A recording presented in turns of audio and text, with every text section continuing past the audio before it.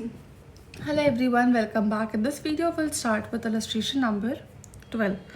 हमें करना क्या है, HDC लिमिटेड ने 2 लाख डिबेंचर्स इशू किया है। 10 रुपये का डिबेंचर 9.4 रुपीज़ में इशू किया, मतलब 0.60।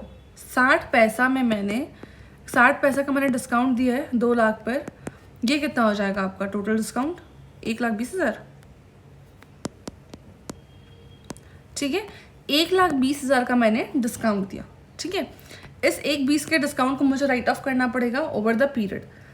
अब क्या कह रहा है, under the terms of issue 1/5 of debentures are actually redeemable by drawings, the first redemption occurring on 31 December 2022। आपने 1 जनवरी को डिबेंचर इशू किया, साल के एंड से हम लोग 1/5 डिबेंचर्स को रिडीम करते जाएंगे। ठीक है, अब ये हो रहा है हर साल मेरा डिबेंचर्स का वैल्यू कम होता जाएगा। ठीक है, पिछले क्वेश्चन में क्या था, हमारा डिबेंचर्स आउटस्टैंडिंग सेम था, इस वजह से राइट ऑफ सेम प्रपोर्शन में हुआ। इस क्वेश्चन में क्या हो रहा है, हर बार मेरा आउटस्टैंडिंग का अमाउंट चेंज होते जाएगा, मतलब 1/5 ऑफ द अमाउंट मेरा पे ऑफ हो गया तो उतना उतना कम होते जाएगा।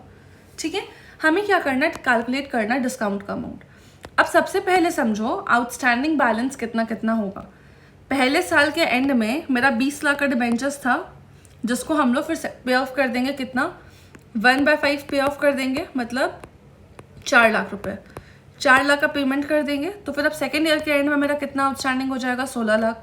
फिर 4 का पेमेंट हो जाएगा तो 12 लाख, फिर 4 का पेमेंट हो जाएगा 8 लाख, फिर 4 का पेमेंट हो जाएगा 4 लाख। ठीक है, अच्छा एक और चीज़, यहाँ पे मेरा फर्स्ट ईयर 16 लाख नहीं आएगा। क्यों?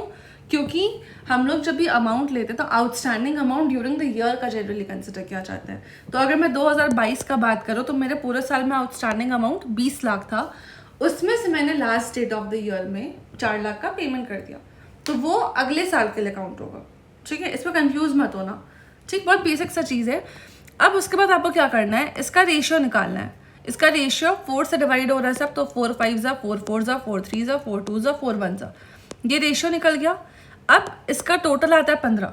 ठीक है, आप क्या करोगे, 1,20,000 को इस रेशियो में पूरे साल में हर साल डिवाइड करोगे। कैसे करेंगे, 5 by total into 1,20,000, 4 by total of the ratio into 1,20, 3 by total of the ratio into 1,20। इस तरीके से मेरा खर्चा दिखेगा।